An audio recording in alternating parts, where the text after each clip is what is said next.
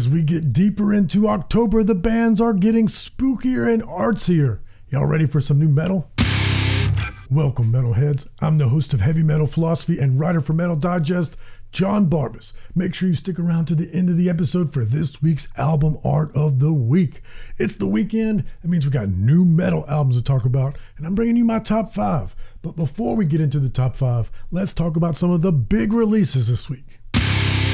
All right, first up, we got a new solo record from Jerry Cantrell called I Want Blood. Got my hands on this one early. Y'all know what that means. My written reviews already published in Metal Digest. Links in the description to all my writings. What I wrote about this one is it's exactly what you would expect from a Jerry Cantrell record. It's got all of those eerie harmonies and the sort of guitar phrasing that you only get from him, but it's just different enough to merit being a solo record and not new Alice in Chains. Check it out. And there's a new record from Never Obey Again called Trust, metalcore out of Italy. And I gotta tell y'all, I was kind of surprised by how much I like this one. I'm not really usually into that sort of radio-friendly metalcore, but this one is so varied. It goes from alternative to, of course, metalcore, but also some pop influences in there as well. It gets heavy, it gets delicate, it gets emotional. I'm impressed.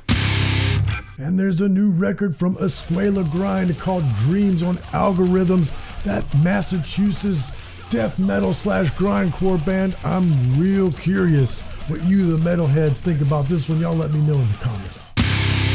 And we get a new record from Insiferum called Winter Storm, epic folk metal.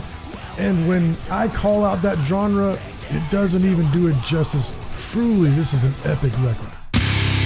And lastly, before we do the top 5, there's a new record from Swallow the Sun called Shining. If the last one was too upbeat for you, this one's sad.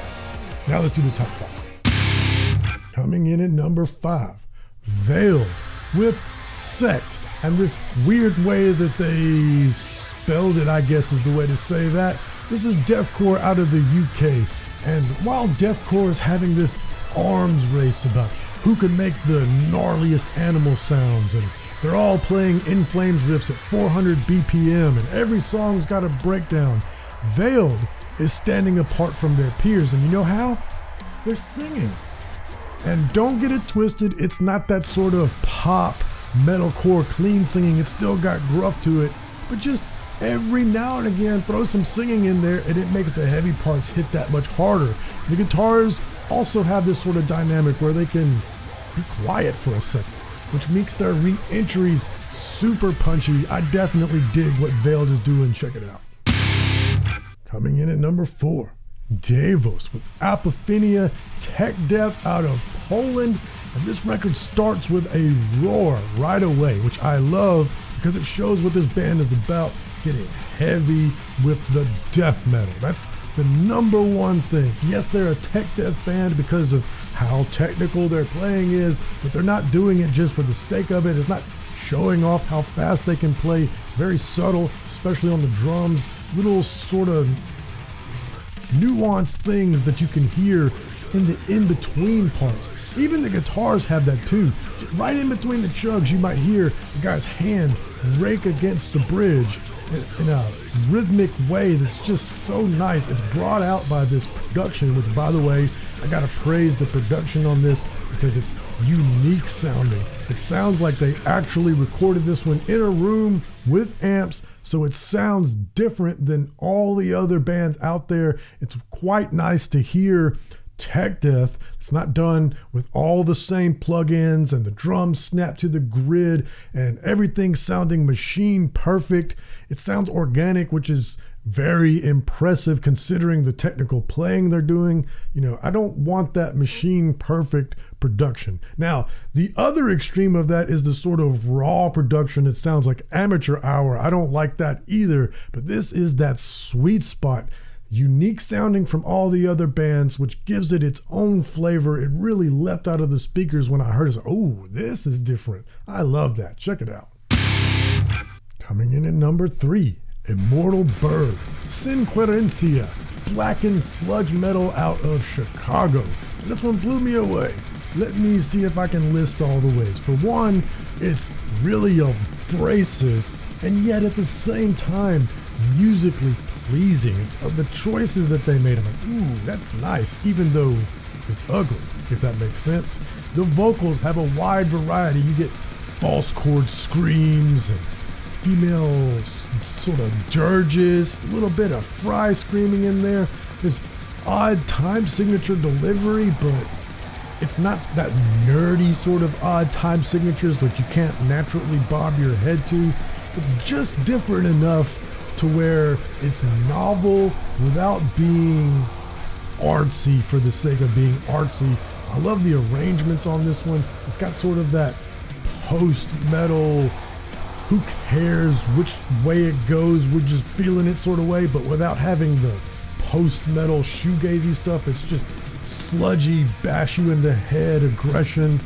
I can't say enough good things about it, so I'll just tell you to check it out. Coming in at number 2, Funeral with Gospel of Bones, and you guessed it, it's Funeral Doom out of Norway.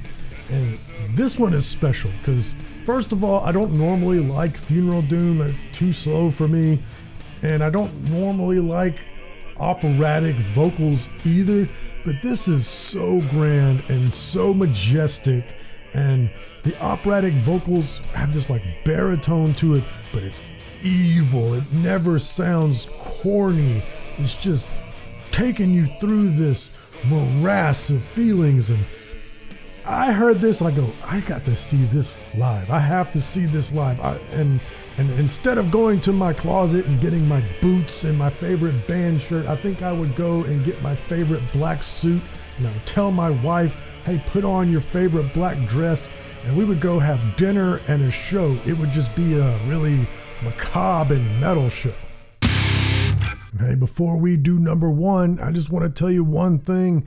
Longtime subscribers will know that I record these episodes from the cabin in the woods here. It's October. That means it's fall. So for a limited time only, you can get the Cabin in the Woods long sleeve shirt or hoodie, or both if you prefer, plus some other winter time goodies like jogging pants and that sort of deal, all with the Heavy Metal Philosophy branding on it. Y'all know y'all want some of that. It'll keep you warm. Nice, smooth, soft fabric to also feel cozy in. And again, it's only available during the fall, and then it goes away forever. So make sure you get you some Cabin in the Woods merch with the Nocturno artwork on it. Much appreciated to Nocturno. Much appreciated to you for watching. Now let's do number 1. Coming in at number 1, Mother of Graves, the Period of Absence, Death Doom out of Indiana. And this one rules, y'all. I love Mother of Graves. I loved their debut when it came out a couple of years ago, and if you were worried about them having a sophomore slump, don't. This record rules. It lives up to that debut and even surpasses it in some ways. It's just incredible that they have that Death Doom pace, but it doesn't seem to restrain their energy.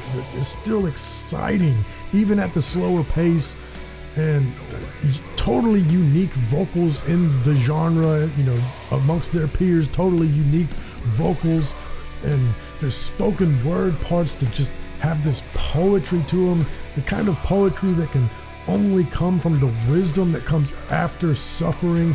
And then the guitar leads are a guitarist's delight without being shreddy. It's just the sound of them I admire as a guitar player. The compositions, the songwriting, the production, the clarity of it. I could praise this one for another 5 minutes, but instead I'll just say it's number 1 for a reason. Go get it. Now let's do Dealer's Choice and the album art of the week. All right, once again, I am loving the Dealer's Choice segment because it allows me to break my own rules. One of those rules is I don't do EPs. I simply don't have time. There's too many EPs every week, but Dealer's Choice allows me to throw an EP in there. And for this week, I'm going with Contrition called Pariahs. This is death metal / grindcore out of Chicago. This is a short little 3-song EP. Kind of pissed me off a little bit because it's so good. I want more, and you only give me 3 songs. This is that furious, raw, old school death metal with a little bit of thrash groove and punk attitude. At the end of it, I was like, come on, give me an LP, come on. But it's good. Y'all should check this band out. My favorite album art this week comes from Carnosis, Wormtails, death metal out of Sweden. Check this art out. Isn't that filthy? Isn't that awesome? It looks like a headmistress of a school is decaying and has worms coming out of her. I feel like she's probably going to hit my wrist with a ruler in hell forever. I love the way the light shines down on her head. The art style and the color scheme of this is awesome. The subject matter, the way her face isn't looking directly at you, it's off to the side. It's like candid decay. And then this band is awesome too, by the way. You gotta hear this music. When the guy rolls his R's, when he's delivering his vocals, it sounds so evil. And then it's got like old school thrash metal kind of harmonies, but it's still got that death metal groove. Just killer stuff here and killer album art. You gotta check this one out as well. And I have a question for you before we go. Do you think listening to metal makes us tough? Does it make you feel tough? It makes me feel tough. I talked about it on this week's podcast. If you're curious about that, just click right here. But most importantly, read philosophy, listen to metal. I love you.